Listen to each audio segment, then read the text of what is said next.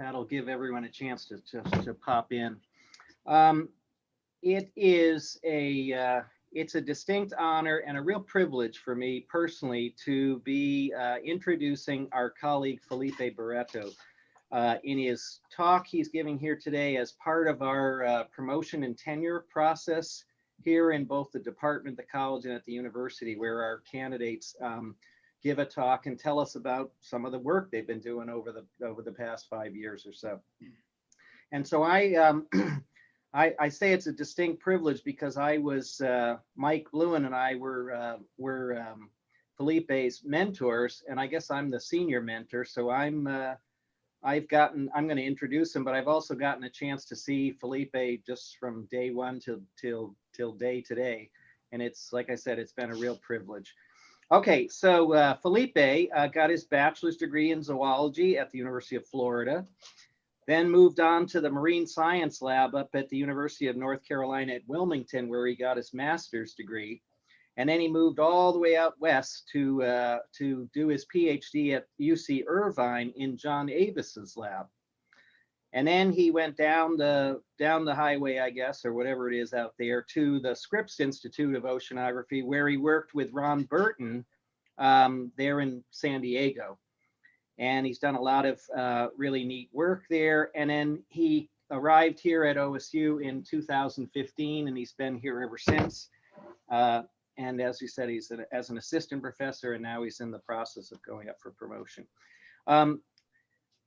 Wait a second, I'll do it at the end. Felipe is an evolutionary biologist, and with interests and techniques and expertise in evolutionary genetics that help him elucidate questions around many things, but genetics of hybrid incompatibilities, speciation, physiological adaptations of mostly marine creatures, evolution of mating systems, and sexual selection, among others. And he's published on all of these things.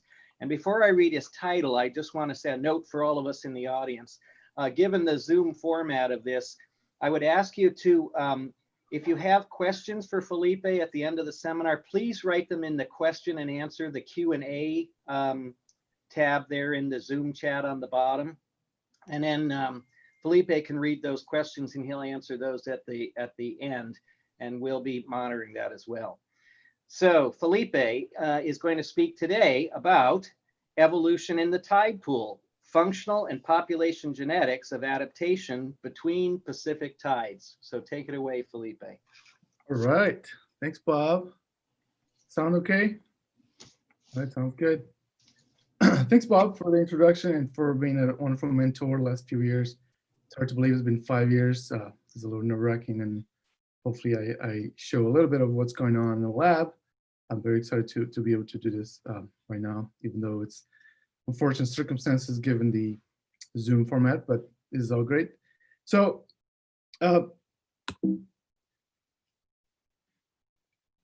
of the most important evolutionary processes that create diversity in nature is this process of allopatric divergence that I'm trying to illustrate very simply here with this diagram, where we have, say, a population here with 2 chromosomes and a few genes highlighted in blue.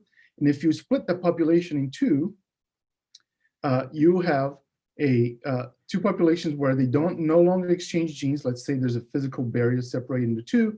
The 2 populations don't exchange genes. Over time, they should start to diverge and become different genetically, as you can see here by the 2 different colors. And this divergence occurs by a combination of random processes like genetic drift, as well as natural selection that may occur because of the different environments where these populations are.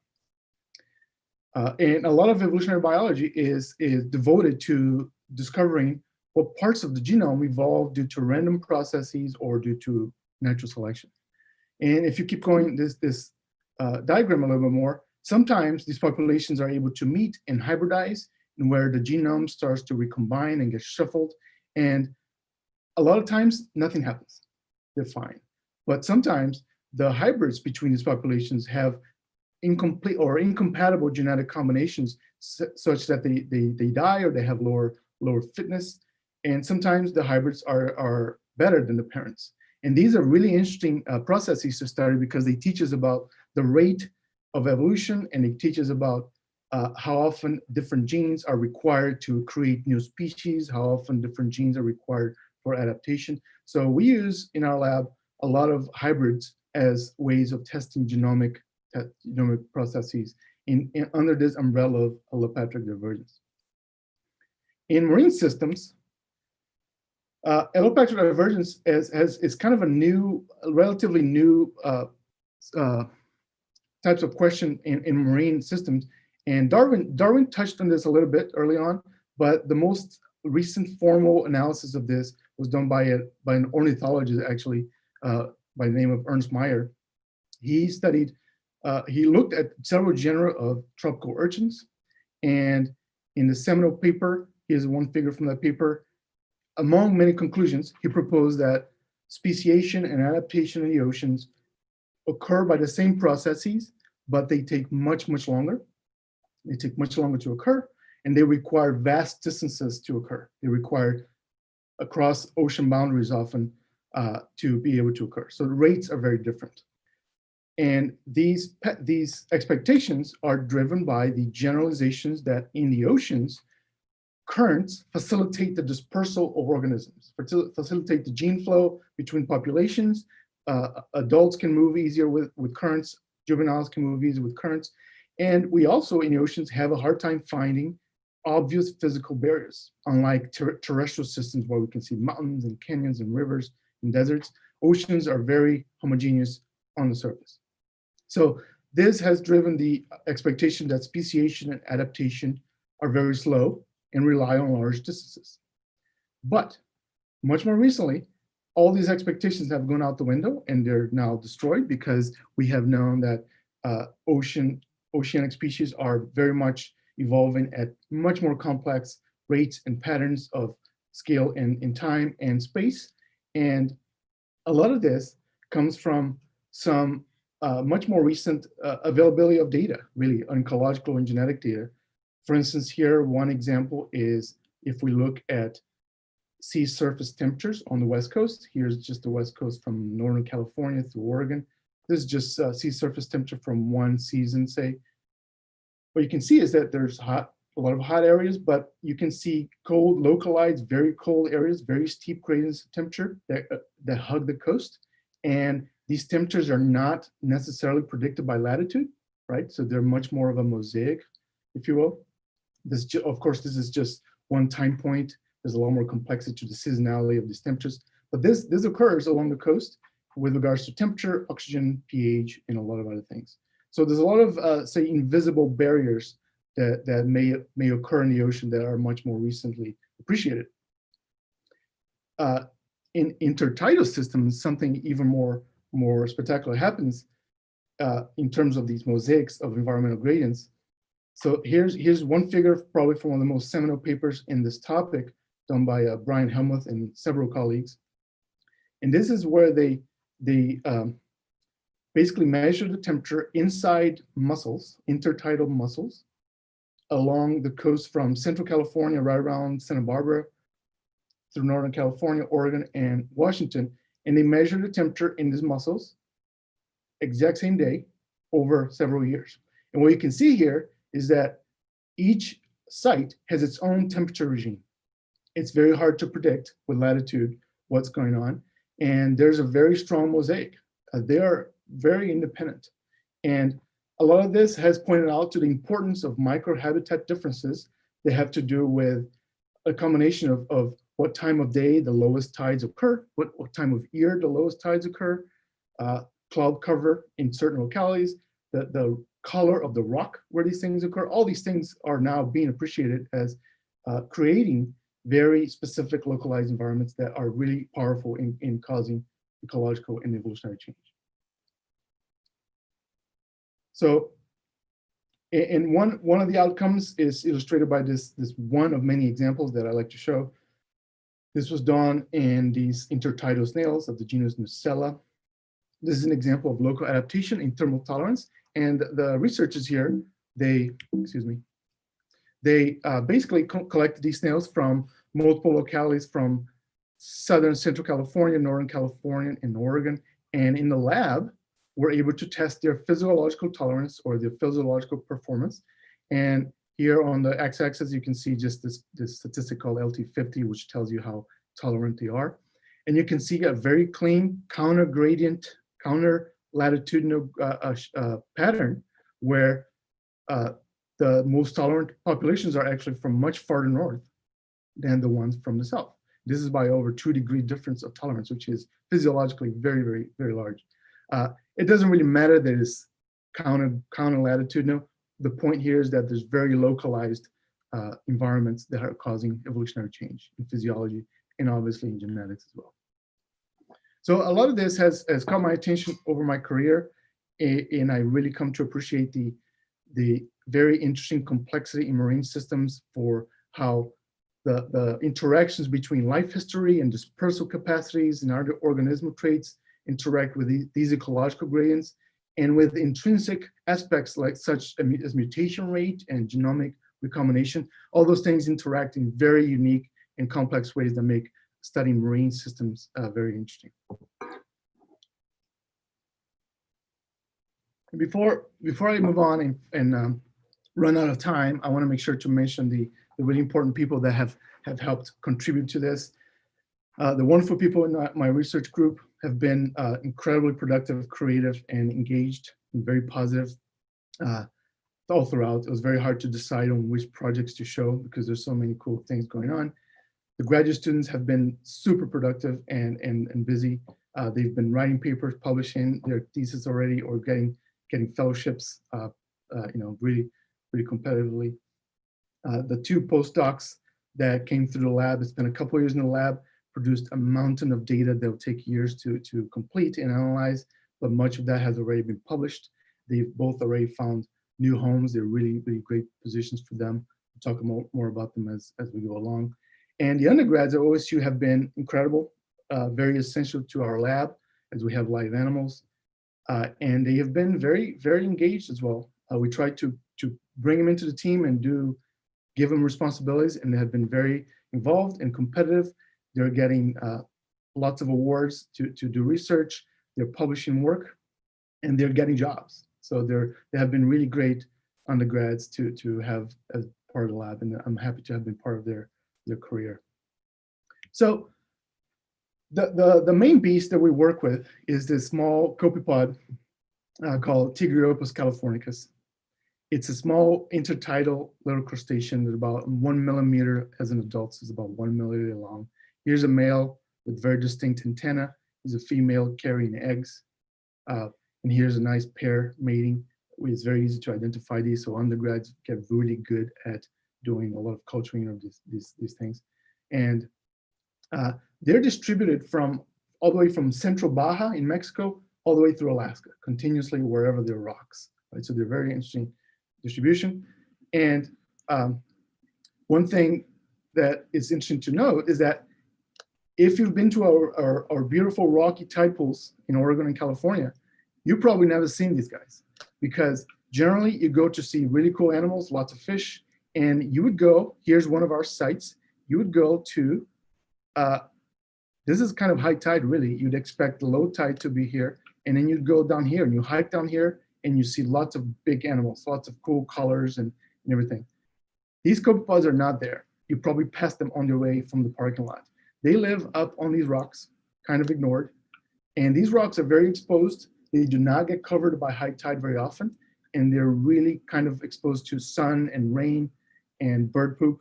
So there's a lot of stuff going on in these pools physiologically, but nothing else to see. So here's a pool that we filmed that was a very good day for collecting. You can see these copepods just thriving in mucky green water, and there's almost no other animals in there. So they're very, very, very easy to collect. And they're a great experimental animal in that we can bring them to lab in tens of thousands at a time, keep them in incubators. And you can see here, this is how we keep them in beakers with stagnant water. We do not need bubbling. We do not need to change the water very often. They feed on bacteria and yeast that we grow in these beakers. And they're very easy to culture, and they're very tolerant to lots of these conditions. One thing that has been studied for a long time in the system that is a very important trademark is that genetically, these populations are very isolated from each other. So this has been known for decades. Here's just one recent example using mitochondrial DNA from a few populations in California. And what you can see is that very deep branches separating nearby sites, nearby locations, and very high divergence. This is the percent difference in DNA sequence. This is very high, okay? For these same genes, if you compare humans and chimps, it would be in the order of 2%. So these are very high divergence populations. And this has been known for a long time. There's nothing new there. But what this does, it sets up these very interesting scenarios for studying the system. And the two scenarios that we focus for several years is on the topic of hybridization. What happens when these different populations interbreed? A lot of different outcomes happen when you interbreed these very divergent populations. And we also study adaptations. We study the comparisons between populations, how they've evolved, their differences to the different micro habitats that they live, but also within a population, a lot of stuff's going on because tide pools are very dynamic environments with lots of change in temperature, salinity, hypoxia, rain, and they're very stressful. So you can study a lot of interesting evolutionary physiology within an environment. So those are the two broad areas that we've been using the species to study. I should say that copepods in general as a group, it's a very diverse, very abundant in the oceans and estuaries. You've probably heard of copepods as being very important in marine food webs, and that's true. But those are generally the oceanic and estuary copepods. This specific species, probably the most ecologically irrelevant animal in the history of Earth. I would bet my money on that. Not very interesting ecologically on its own, in terms of food webs and predation and competition and so forth.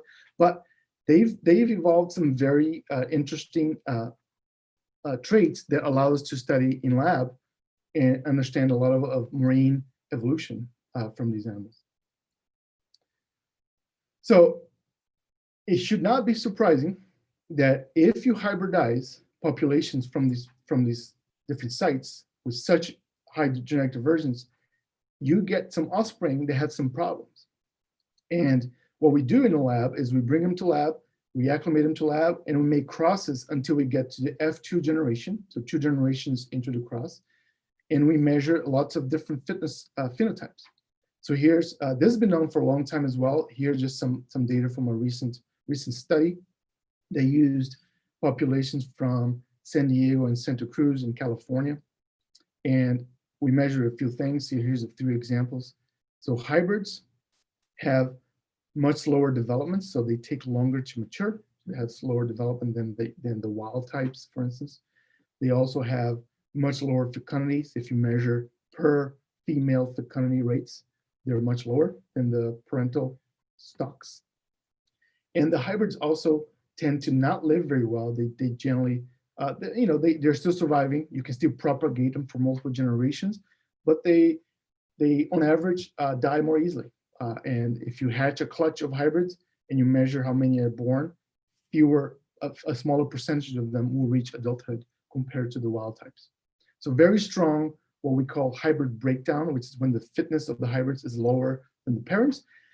And this sets up the system to be really interesting for studying speciation, because this shows that the system is at a stage of divergence that is intermediate to becoming new species. They're still compatible, but not fully compatible. If you study 2 good species out there, they're so divergent they cannot hybridize anymore. It's very hard to learn about what happened early on during the evolution. So this is a species where they're still undergoing this process of separation, and we use these hybrids to study a lot of these processes.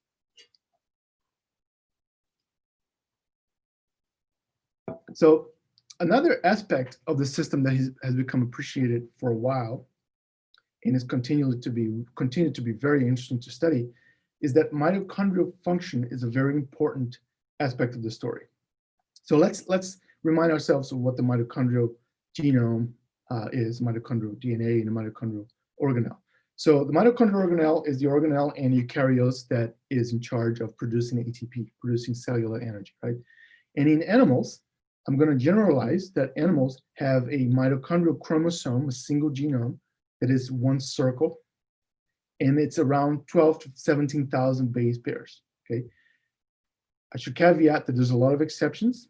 Some people in the audience probably study animals that have really weird mitochondrial DNA with different size chromosomes and different numbers of genes, and that's true, but it's pretty safe generalization that at higher order of animals, this is quite common, okay? And this is true in this animal as well, in humans and most. So the mitochondrial DNA is very small, but it encodes about 37 genes. Sorry, this keeps happening.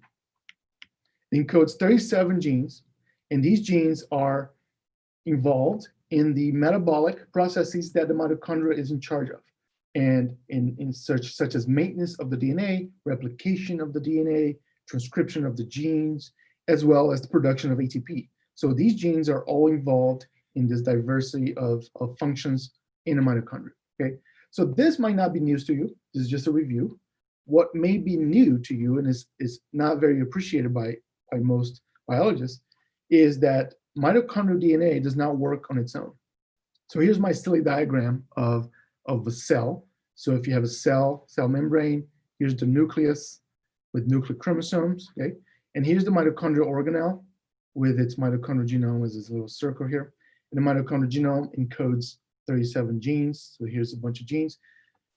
What you may not have known is that all those functions that I listed before that occur in the mitochondria, those functions require nuclear proteins to be able to occur, okay? So lots of genes that are nuclear encoded have to be produce proteins, and those proteins move exclusively into the mitochondrial organelle, and they interact with a lot of components here to be able to do all those functions, okay?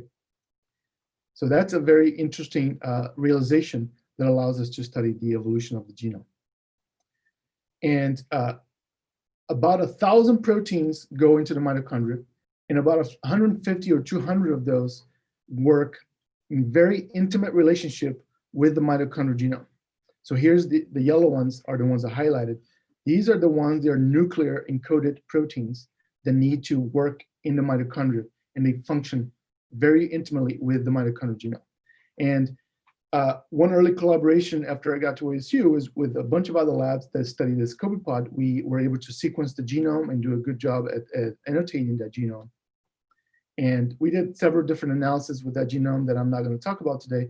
But one thing that was important was to identify the specific genes from the nucleus that was not known yet. So we found 142 of these genes that we know the function of that are important for mitochondrial physiology. So for instance, the very important oxidative phosphorylation pathway, which is in charge of producing ATP, produces 13 proteins from the mitochondria, 57 from the nucleus. So this is a very important setup. So a lot of systems, including this one, have been studied for understanding the specific interactions between the genes, and we study a little bit of that. The minutiae of those interactions, we're interested in that as well. But what I'm interested in showing you today is a very interesting experiment that tests a much broader hypothesis about the evolution of the genome. So here's the setup. Because of their functional interaction, the mitochondrial genome is expected to impose strong selection on many nuclear genes, okay, because of this interaction. So we hypothesized that an individual with high metabolic fitness requires the matching between nuclear and mitochondrial components. Matching meaning they evolve together, they evolve to function together. And in our view, this means that they come from the same population. So here's two extreme examples. If you put the mitochondrial chromosome here in blue, and they come from the same population as the nuclear genome, they should have the same color, they should work well, they have high metabolic function. And here, this is called a mismatched mitochondrial genome, mitonuclear genome. And what we did in this experiment was we made hybrids. We crossed the population from San Diego and Oregon. So now the review for you, if you don't remember, in the vast majority of animals, the mitochondrial DNA is inherited only through the mother, right? So we can control the mitochondrial genome where it comes from by putting a San Diego female mated with an Oregon male. So it's going to have a San Diego mitochondria. Then in the first generation, you should expect the genomes to be perfectly 50-50. The mitochondrial DNA be from the maternal population right here. And this F1 generation has normal fitness because it has a perfectly normal blue genome that can interact with this chromosome. If you cross them, now you can shuffle the nuclear genomes and you can create the F2 generation, and you can create this huge assortment of nuclear combinations. And that allows us to test whether the mismatched alleles can function with the mitochondria or not. And our hypothesis is that for individuals to have higher metabolic fitness, they need to have an average of higher numbers of blue alleles if they have the blue mitochondria. These here will have lower metabolic fitness, okay? And you can do the opposite cross by having the Oregon female and have a yellow mitochondria and expect the opposite pattern. So this work was something that was currently funded by NSF and was led by one of the postdocs in the lab, Dr. Ken-Lan Han. She did a lot of different projects. This is one of the more recent ones before she left. She's now has a permanent position at the University of Washington. And so that was the hypothesis. So now we have to decide on a phenotype. And the phenotype that we studied was the developmental stage, developmental rate, I should say. So here's a quick little organismal biology of the copepod. This is done by a different lab. Like a good arthropod, it molts and it sheds its exoskeleton as it grows. So this species has 6 initial molts in the nucleus stage. And then when it molts from here to here, it changes shape. You can go from these little balls of nothing into a swimming little larvae. And you can see how it grows up into adults. So this is very easy to track. We can observe every single of these molts very easily. And what we did was we decided to measure developmental rate as the time it takes from hatching, which we can control, until it changes from here to here. So until we observe this is the number of days that it takes. It's called developmental rate or its metamorphosis rate. So very easy to phenotype in individuals. So what we did was we set up these crosses, and here's what the wild type looks like in San Diego, the original populations. We phenotyped a few thousand of these, and you can see the wild type distribution of this phenotype. Goes from 6 days, really fast developers, to a little slower, the 13, but very much a 6 to 8 day for the majority of individuals. Okay, so there's a lot of variation, but this is the baseline, right? This is the wild type for the 2 populations. Now we cross them, we hybridize, we shuffle their genomes, and as expected, we get hybrid breakdown. So here's, for instance, the distribution of developmental rates for this cross right here over thousands of individuals. You can see new levels of phenotype. So remember, the parentals only went up to 13. Those the slowest few individuals, 13 days. But now we got individuals taking over 20 days to develop. Okay, very high breakdown. So a lot wider distribution, and a huge proportion of individuals are very slow. Same with this cross right here, a huge new level of phenotypes. Okay, so it's a very clean life history fitness trait. What's really cool, which hasn't been done before, is to tie this to mitochondrial function. Is we pulled these fast developers and we extracted the mitochondria in vitro. You can do that in vitro, and you can test how efficient the mitochondria is in producing ATP. Okay, mitochondria stay alive for a few hours, and you can actually measure the capacity to measure ATP. And what we found is that fast developers that we're calling high fitness, in fact, have on average a much more efficient mitochondrial organelle compared to slow developers. This is true for both crosses. So it's a really clean result that shows that mitochondrial function and developmental rate are at least associated, correlated, and we can go move forward and hypothesize the mitochondrial function, mitochondrial background may affect the development of these copepods. So just as a quick summary of the experiment, When we did this, we did the ATP on the side with a few individuals, and the majority of individuals were used for some population genetic analysis where we pulled the 10% faster individuals, extracted their DNA, and pulled the 10% slower, extracted DNA, and so forth for the other ones, and we sequenced them. And what we did was with the genome, we're actually able to map every position in the genome, and we can measure how many alleles come from the San Diego population and how many alleles come from the Oregon population. Remember, these are nuclear alleles, right? So what I want to show you is the result that is kind of a new figure that we designed, but I think it's pretty straightforward. So on the x-axis is this position along the genome labeled by chromosome. It's just zoomed out, but we know the exact position of every base pair here. There's about 200 million base pairs in the genome. And plotted on a y-axis is the frequency of a specific allele, okay? So each dot is basically a position on the genome that we mapped, and we counted how many alleles came from San Diego, how many alleles come from Oregon, okay? So remember, at F1, they start at 50-50. As soon as you cross to F2, all bets are off. Sometimes they stay at 50-50, sometimes they move up or down. So we're trying to measure how much they move from 50-50, right? So what I want to show you here is that here's the one in blue. The blue ones are from the cross in which the mitochondrial genome comes from the San Diego population, right? So what I want to show you here is that very cleanly you see these huge movements from 50-50 going on the direction of the San Diego nuclear genome. So along large areas of the chromosome, the San Diego nuclear allele was favored if the mitochondria was also present on those individuals. You can see very strong deviations here from that, right? So now let's plot the orange dots, the ones that have the Oregon mitochondria. Actually, let me make a point here that we're measuring this deviation from 50-50, and you may be questioning that those deviations are small numerically, so 10% deviations, less than that often, even up to 12. Numerically, very low, but we're using very simple population genetic theory that we teach in intro evolution.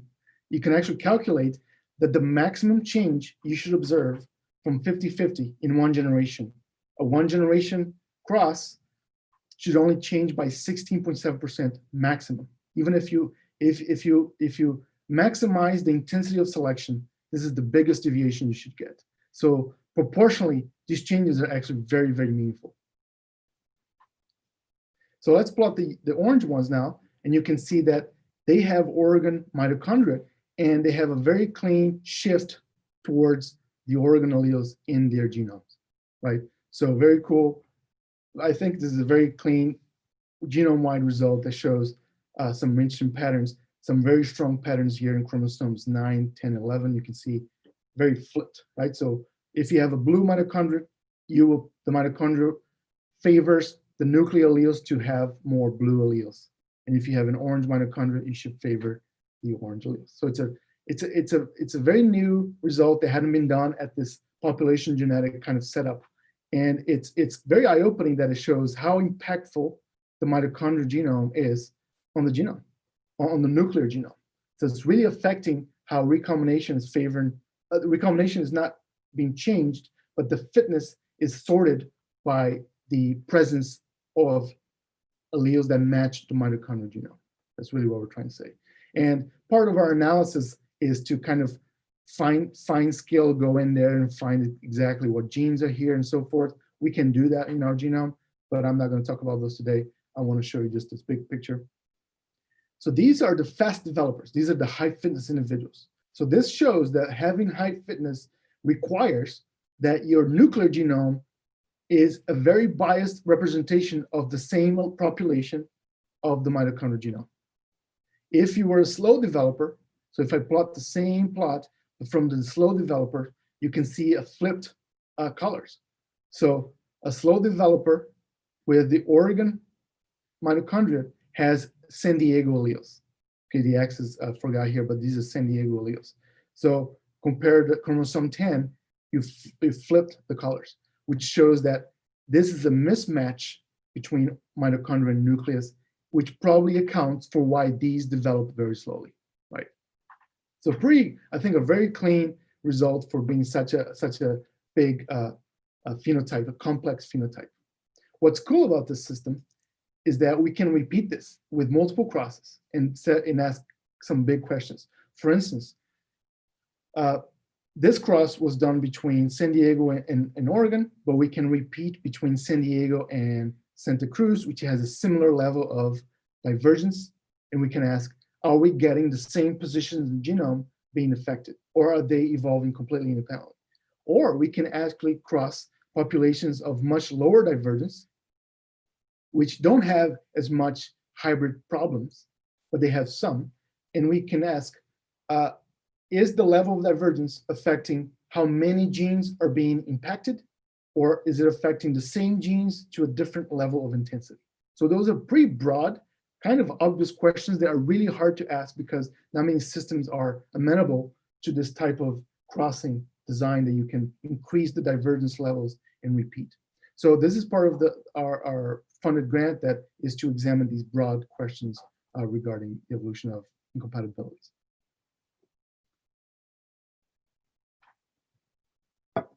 All right, so switching gears completely. So that was our study in the speciation and hybridization world. I also said that we studied adaptation. And we're interested in adaptation for many reasons. One is that these animals have very increased tolerance to many stressors that happen in tide pools that kill other organisms very easily. So here's our lab collecting in one of our sites in Oregon. This is in Strawberry Hill. If you've been to Strawberry Hill, they have some of the best tide pools in Central Oregon, but you probably have not been to this hideous pool because I think there was a dead bird here when we collected that day. I added a photo for that, but it's mostly empty. There's nothing there for you to see other than millions of copepods and a lot of algae. So we collect a lot of copepods here. These pools are often very hot. You can see the black rock. They are often very hypoxic, lots of eutrophication, and salinity just changes over the course of hours from almost fresh water to 5 times the salinity of sea water. So very stressful. The copepods thrive in those conditions. So we study a lot of these things. We study temperature quite a bit. Here's one temperature example. To harp back to our example of fine scale differences in phenotype, we have some of that in this copepod. Here's one example using temperature. We measure temperature survivorship curves over different temperatures. For 2 populations, they are present in Southern California. These 2 sites, these 2 pools are separated by only 8 kilometers. So basically the same sun cloud cover of the day they have, but genetically, they're just different enough that we can tell they're very isolated, and they have an almost 3/4 of a degree different in tolerance. This is a very heritable, highly repeatable phenotype that we've observed in the lab coming from these very nearby pools. So we studied a lot of the physiology and genetics of this, of temperature adaptation. But what I want to talk about today is an example that has to do with a much more recent line of study that is very exciting, very new to me. I'm still learning about a lot about this. And this came when Dr. Ali Graham joined the lab as a postdoc. And she came from a background of studying the genetics of high altitude birds. And you probably hear about cool results on high altitude organisms regarding their adaptation to low oxygen conditions. So Ali was quite an expert on genetics of hypoxia genetics. And she was interested in using the copepods as a system for doing experiments because she couldn't do them with birds from the Andes, which is understandable.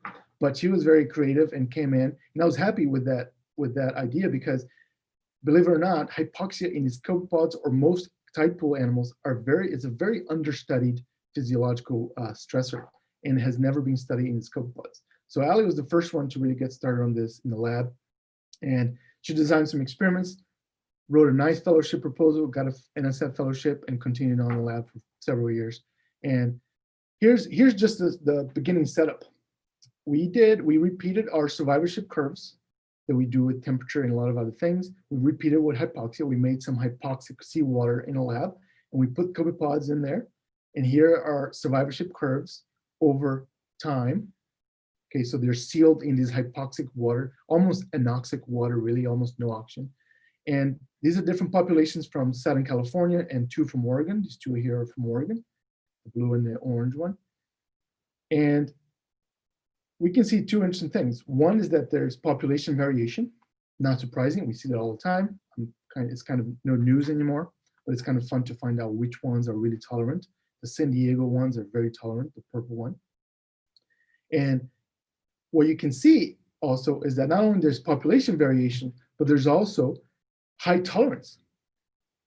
The San Diego ones, 24 hours in nearly anoxic water, and there's a very negligible amount of mortality, okay? Almost 100% survivorship. This survivorship is no different than background mortality that happens by manipulating the animals in normal water, okay? And if you keep them in there for 3 days, there's just still a 15% survivorship. So very, very tolerant, okay? If you do this with a marine fish, there'll be a few hours before they're completely dead. It is known that crustaceans have a higher tolerance than fish, so that's not overall surprising, but these numbers are very, very high relative to even other copepods that have been studied with regards to hypoxia. So it's a very cool system, cool setup. So Ali was interested in studying the genetics, and we had the genome sequenced recently. So the first thing she did was look for the genes that she was an expert on, so she can design experiments to study them. And I learned a lot about this. So here's a mini lesson on the animal gene regulatory network of hypoxia. Okay, so this is a very simple setup that I learned from Ali. There's a pathway in animals called the hypoxia-inducible factor pathway. It's called HIF. Okay, it's a very well-known pathway, and in very simple terms, what it is based on this one protein here called the HIF alpha, HIF1 alpha. It's a protein that is produced in the cell. It's continuously produced. It's constant in the cell under normal oxygen levels. It's constantly there, but under normal oxygen level, the protein is hydroxylated. So we put the hydroxyl group, and this hydroxylation is done by another protein called EGLN or EGLN. It's a prolyl hydroxylase, and it carries these hydroxyl groups. It tags this protein here, and this becomes tagged, and it becomes degraded. It's unusable, okay, because it's not necessary. So it becomes degraded over time. However, if the cell encounters a level of hypoxia that is stressful, this protein here, EGLN, does not function anymore. So this process of hydroxylation stops, which makes the HIF alpha become functional and free. So the first thing it does is it binds to this other protein called HIF beta, a different gene, and together it's a transcription factor. And what it does is it binds to specific regions of DNA. There's a specific motif along the DNA called HRE, hypoxia element, and it binds to that, and it turns on the expression of genes next to that. Okay, that's very simple transcription factor genetics. But this is how the hypoxia factor works. And this HIF alpha gene is a very important gene in animals. And here's a very simple first order network, very highly connected gene that turns on lots and lots of genes in animals. This is from, I think, from humans. A couple years ago, the folks that discovered this process of the HIF alpha regulation won the Nobel Prize because it's a very important gene in hypoxia. And if you ever read news about, Andes or Himalayan folks evolving tolerance to high altitude via more red blood cell production, vasodilation, things like that, all regulated by this gene, right? So a very, very important gene. So Ali looked for this gene in our genome. Under hypoxia, one important thing that happens in arthropods, for instance, is it regulates where the ATP comes from.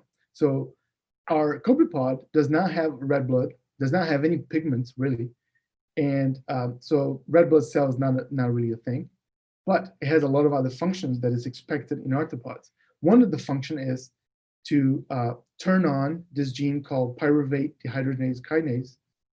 And it's a gene that turns on, and because there's no oxygen to drive oxidative phosphorylation, it turns on this other pathway here that turns on glycolysis. And glycolysis it's an anaerobic process that produces a few molecules of ATP, only a fraction of the ATPs, but it's more than zero. And it's basically a way to keep some of the ATP being produced on the trace levels of oxygen. So this gene is a very telltale sign of hypoxia. So Ali looked for HIF alpha in our genome, and she could not find it. So our annotation did not have that gene. I simply ascribed that to the incompleteness of our genome. So when you sequence genomes, it's a very kind of stochastic thing to do, and it's always driven by the quality of the data, and it's very easy to miss things, very easy to be incomplete and fragmented. So I ascribe that to being incompleteness of the genome because it's a very conserved genes in animals. So what she did was she wanted to test this presence of the gene, and very quickly what she did was, very quickly, I'm going to tell you very quickly, she did this for a long time. She actually assembled the genes from 8 different copepod populations just to kind of shotgun many genes, as many sequences as possible, and to use computational models to try to find the gene based on what we know about the protein. So here's a very diagram of the canonical version of the protein. It has specific binding domains that you can use in computational models to help you find those proteins. And then she used phylogenetic analysis to try to sort what those fragments are. So here's what we found. Here's a tree, very large tree, phylogenetic tree, that includes genes from copepod, from multiple populations, as well as genes from multiple arthropods like Drosophila, a lot of mosquitoes, things with well-described genomes, okay? Daphnia, another crustacean with a genome. So those are in orange. And on this tree, what we see, umbrella by these terms here, these black and gray, this is a gene family. So these genes are related in their structure. So there's a lot of similarities in sequence of the proteins. So you pick those up as you do this analysis.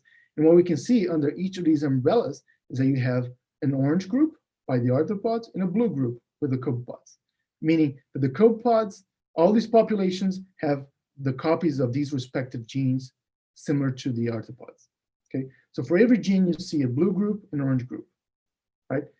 Except for the HIF alpha, which cleanly has all the arthropods we encountered, but no copepod blue genes.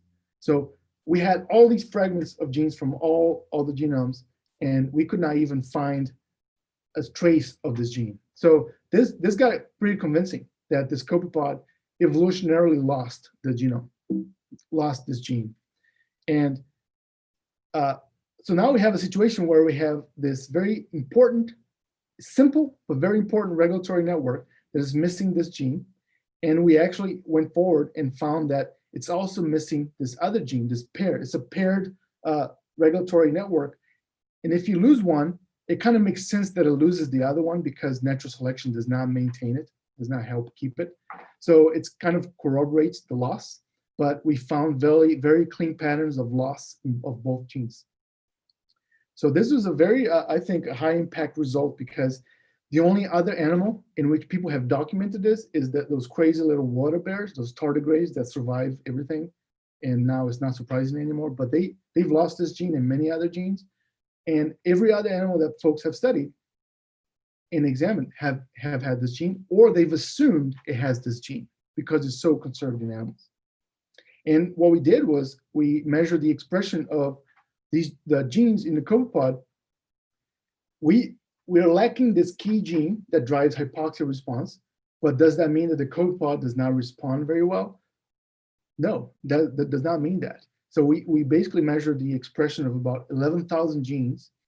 And after 3 hours, only 26 genes responded. Copepods just brush it off as nothing. They're swimming around, not surprised. After 24 hours, they're still alive, but then they start to kick on, a lot of genes turn on. So broadly, what this means is there's something regulating those genes. That's obvious, not surprising, but it's not the HIF pathway. It's not the HIF alpha gene. So that's a very interesting realization. And one thing that we found was that one of the cleanest patterns that we found, amongst many others that we talk about in our paper, was that there are a set of genes in arthropods called the cuticle genes, and we found this very clean correspondent patterns of gene expression change. So this is fold change on the x-axis between hypoxia animals and normal animals. And you can see an increase from 3 hours to 24 hours of these genes. There's about 50 genes that were included in this plot, 50 genes. And they go back down when you put them back in the recovery chambers. So there's a very temporary upregulation of these genes that we're still trying to understand. We don't know. These genes are very labile. They do a lot of things, but we're trying to hypothesize what these might be involved. And maybe there's some microscopy that can be done to try to understand the cuticle or what's happening in the cuticle of the copepods. They do not have gills like a lot of other crustaceans. So it might be very interesting to find out what's going on. So just a very hand-wavy hypothesis that we have, that we opened a lot of new windows. And we actually have a grant proposal that we just recently submitted to try to assess this from a molecular biology and population genetic integration, to try to discover what is the transcription factor that has taken the place of the HIF1 transcription factor, and try to understand what physiological rearrangements must have happened in the species to account for this very important loss, right? So we have Ali is now in University of Utah doing a fellowship in human hematology, and she's a co-PI on this proposal that we have in review, studying hypoxia evolution. And another obvious question that you might have is, okay, so you found this in the copepod. Is this interesting enough? Well, we questioned that, and we followed up that study with a much bigger study. So remember that tree I showed you that has all those genes? We repeated that 12, 11 times. We did that with all these groups of arthropods, okay, major groups of arthropods here. And we did it across 72 different species. We made those trees every time.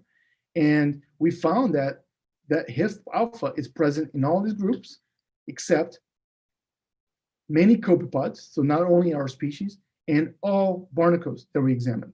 Of course, we only did 10 because there's only 10 species sequenced, but we actually found 0 evidence of that gene in any barnacle. So these are the barnacles. And the 18 species of copepods, if we look more closely, is distributed this way. So here's a little tree of copepod orders, taxonomic orders. The order of calanoids, those are the main oceanic copepods. They all have perfectly nice HIF alpha genes, just like a normal animal should have. But the 3 orders that had the other 10 species that we looked at, they're all missing the HIF alpha as well as the EGLN gene. No evidence of any of these genes there. So these are about 12 species that we looked here, and these in black have no data. There's no sequence out there for us to look at. So as of now, we can assess that there's possibly 1 loss of the gene over here to account for these, but we need to assess whether these are independent losses or not.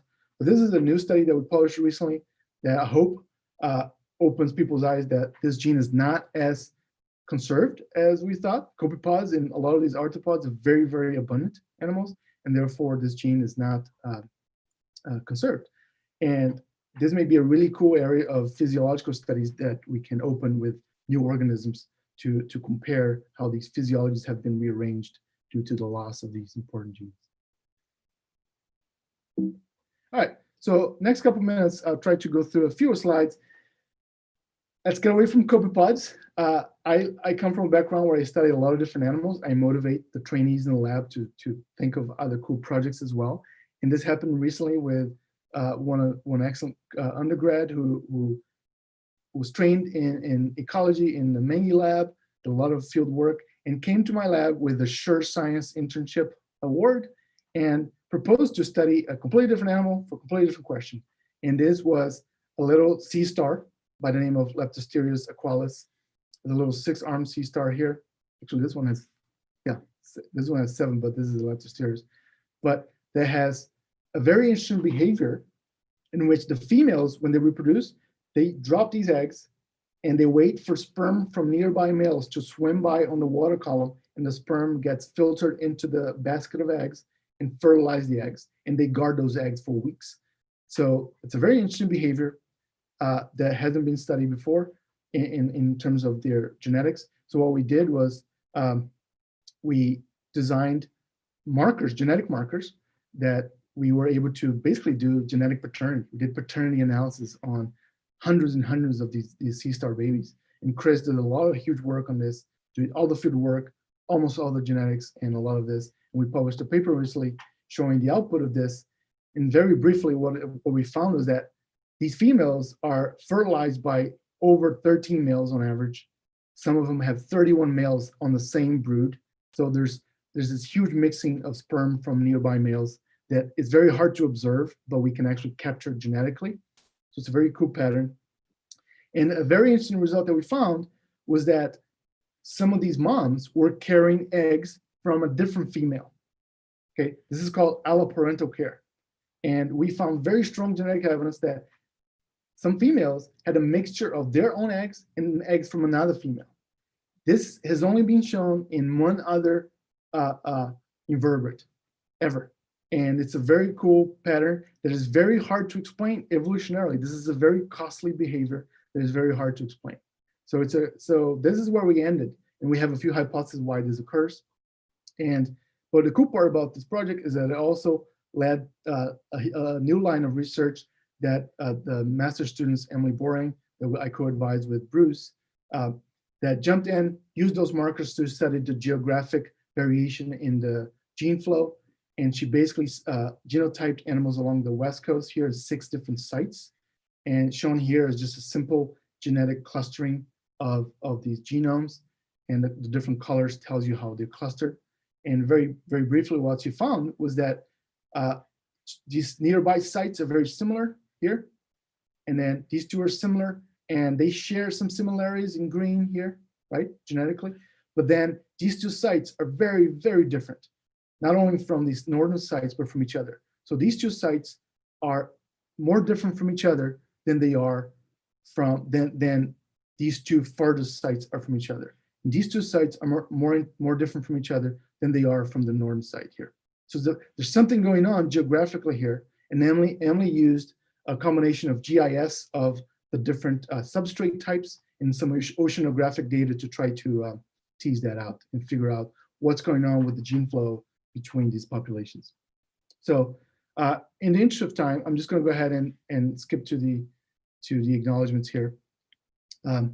Sorry for the students that I wanted to include their projects, but I don't want to go too much longer here. But just acknowledgement to some of my recent collaborators outside OSU and some recent ones at OSU. Lots of the undergrads. This is just about half of the undergrads really that I could fit on the slide. And my IB mentors, official and unofficial. There's many of them. You know who you are. Thanks for all your help. The office staff, the 4Ts were absolutely essential, and some of the outreach folks that we did some outreach work recently that I didn't quite have time to include, but I'll be happy to take any questions about that as well. So I'll stop there. Let me stop sharing my screen here for a minute and then see if there's any questions.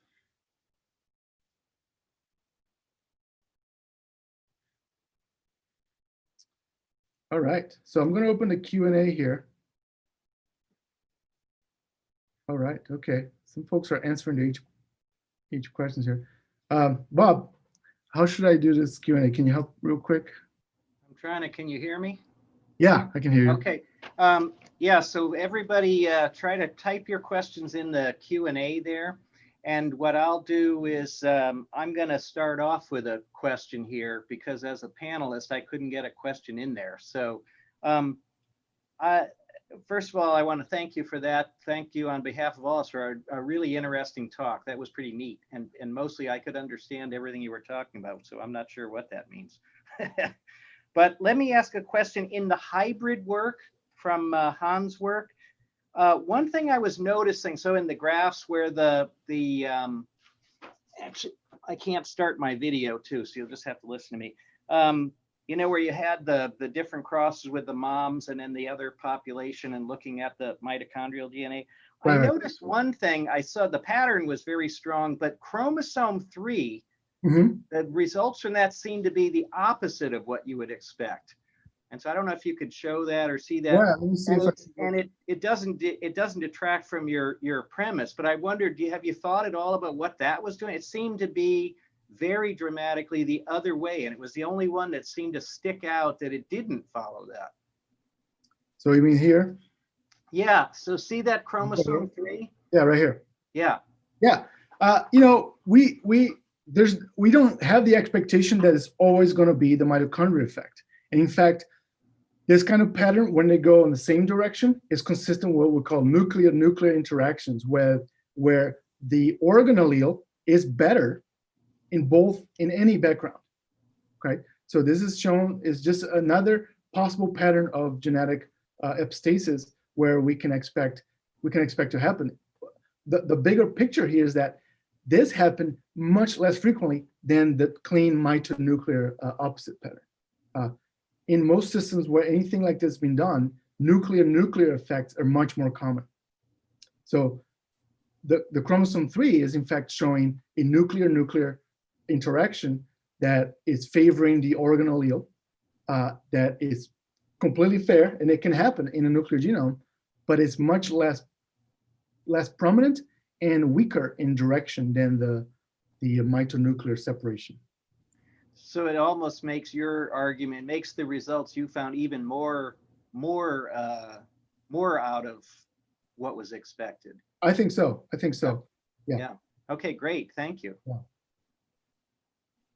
So I have some questions from the Q&A here.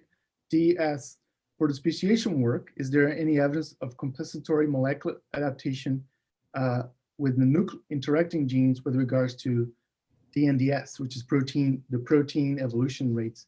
And yes, there's the genome paper that I cited is all about DNDS, and I could have talked have to talk about that. I chose to not go that direction because there's a lot of background, but we found very clean DNDS ratios. They're much higher in the interacting genes than the non-interacting genes. And the paper has a really cool separation of here are the genes that interact, here are the genes that don't interact, and the protein of the genes that interact are evolving at much faster rates than those that don't, even though they're all encoded side by side in the nuclear genome.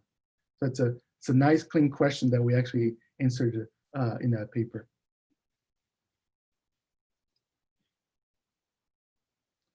Let's see here.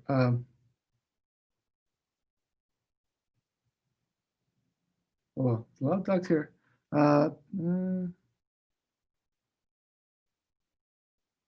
So from Sarah Alto, regarding the HIF, did you look at transcription factor binding sites in the genome? And yes, we did, Sarah. Our paper actually looked at, because we had the genome and we knew what genes were being expressed in hypoxia, we found those genes that were upregulated in hypoxia, and we extracted the promoter region of those genes, and we tested for enrichment of binding sites in those regions. And we found some motifs enriched in those regions, but none of them were the HIF binding site. Yeah. So Virginia asked a question here: what are strategies for finding transcription factors that are compensated for the absence of HIF alpha? And this is the basis of the proposal that we have in review, that we're interested in this technique called ATAC-seq. I don't know if you ever heard, and it's a technique that does not rely on knowing the transcription factor, so you don't have to know what it is. What you do is you flash freeze the chromatin intact during hypoxia, and you can sequence very fine scale regions of open chromatin that are basically enriched for where the transcription factor is binding, right? So you're not sequencing genes, you're only sequencing between genes where the activity of the transcription factor is peaked. Wherever it's peaked gets enriched in the sequence. So we can sequence those regions and then basically assess the motif and kind of try to reverse engineer in a way what transcription factors might have been binding there. That's one of the ideas that we have about utilizing that. All right. Let's see here. It's kind of hard to read. This is a long question. So a question from Francis. Since hypoxia sensitivity is so strongly dependent on thermal performance at the cross-specific scale, is the pattern of variable hypoxia sensitivity you found a manifestation of temperature-dependent metabolism, or does it reflect a different mechanism? That's a great question, Francis, and that's something that has to do with the co-option of different regulatory and physiological mechanisms that might be useful in salvaging the stress that occurs in one or the other, right? And we are also interested in possibly assessing that with regards to temperature. The transcription factor that controls temperature regulation is very well known as well, and the copepod has it. We looked at that in our hypoxia data, and we found no evidence that was really doing anything, but we didn't do any molecular biology, so that could be a very possible, so that the transcription factor involved in temperature regulation has been co-opted evolutionarily to work on hypoxia as well. Yeah. Oh boy, lots of questions popping up here.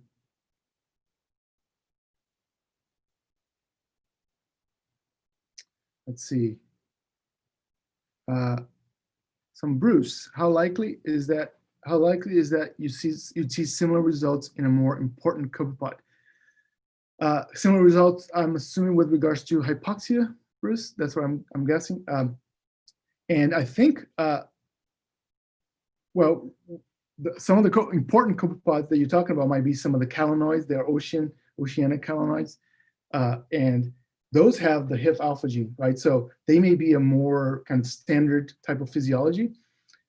Chris Bauer, who I talked about a little bit, is a new student in the lab, and he is in fact interested in looking at not in the HIF so much, but in physiology of hypoxia and the evolution of hypoxia among oceanic copepods, pelagic copepods along the Oregon coast. So we'll find out much later on what's going on here. So a question here from Jean Contina. Based on your presentation, it looks like you have enough data or some in order to do broader spatial landscape genetics. And what will be the next project? I guess I don't quite know what the answer is. That related to hypoxia or the hybrid? So I'm not sure what the question is getting at. I think that's it here for the most part.